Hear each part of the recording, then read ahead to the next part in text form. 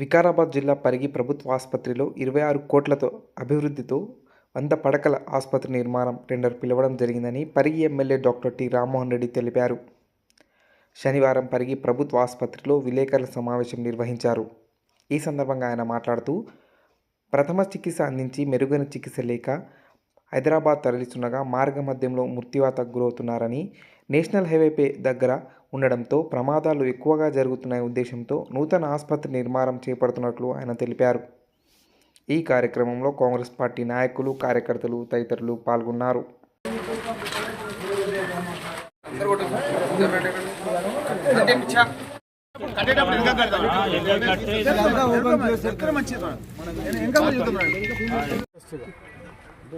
Compound వాళ్ళు కట్టించేది మొత్తం all side మన బౌండరీస్ మొత్తం కట్టేస్తాం.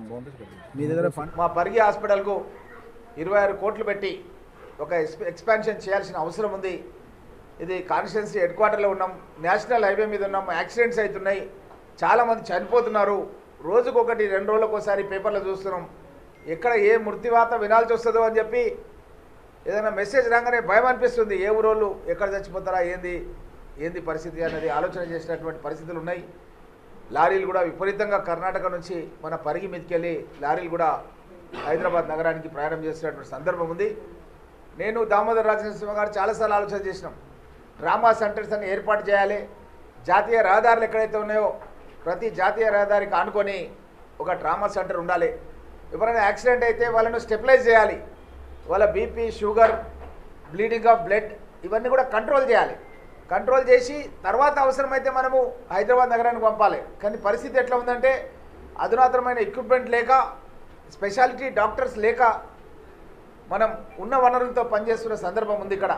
కాబట్టి వాళ్ళకి మనం ఫస్ట్ ఎయిడ్ చేసి హైదరాబాద్ పంపిస్తుంటే కొన్నిసార్లు మొయినాబాద్ పోయేటకల్లా చనిపోతున్న సంఘటనలు ఉన్నాయి. ఎందుకంటే ఇప్పుడు 26 కోట్ల రూపాయలది శాంక్షన్ ఆర్డర్ తీసుకొని ఈరోజు పత్రికా మిత్రులందరి ముందు నేను పరిగి నియోజకవర్గ ప్రజలకు సంతోషంగా ఒక 1 ఇయర్ గవర్నమెంట్ లోపల 26 కోట్లు పెట్టి మన హాస్పిటల్ ఎక్స్పాన్షన్ గురించి ఈరోజు టెండర్స్ పిలిచి, మీకు తెలుసు రామ్మోహన్ రెడ్డి అంటే ఏం చెప్పినా నిజం చెప్తాడు, జీవోలతో సహా చెప్తాడు. వేరే వాళ్ళలాగా మనం చెల్లని కాయిదాలు ఇయ్యము, జూట మాటలు మాట్లాడము. అదేవిధంగా ఏ విధంగా ఎక్స్పాండ్ చేస్తామో లేఅవుట్తో సహా ఆల్రెడీ అధికారులు కూడా వచ్చిపోయారు. ఇంతకుముందే డాక్టర్ రాజశేఖర్ గారు చెప్పారు. అధికారులు వచ్చి సర్వే కూడా చేసుకొని పోయారు. స్టార్ట్ అయిపోయింది, సర్వే కూడా స్టార్ట్ అయిపోయింది. ఎక్కడెక్కడ ఏ బిల్డింగ్ కట్టాలి, ఈ పాత బిల్డింగ్లన్నీ కూడా కూలగొట్టేసి అధునాతనమైనటువంటి బిల్డింగ్స్ కట్టాలి, కాంపౌండ్ వాళ్ళు కూడా నిర్మించాలని చెప్పి నేను ఆల్రెడీ మన డాక్టర్స్ బృందానికి అందరూ కూడా చెప్పిన.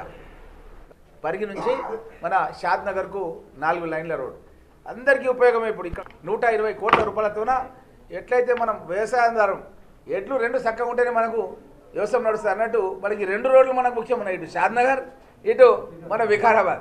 ఇటు 120 కోట్లు, ఇటు కూడా 120 కోట్లు. ఒక కోటి తక్కువ కాదు, ఒక కోటి ఎక్కువ కాదు. 240 కోట్ల రూపాయలతోన ఈ 2 టెండర్స్ నిన్న పిలవడం జరిగింది.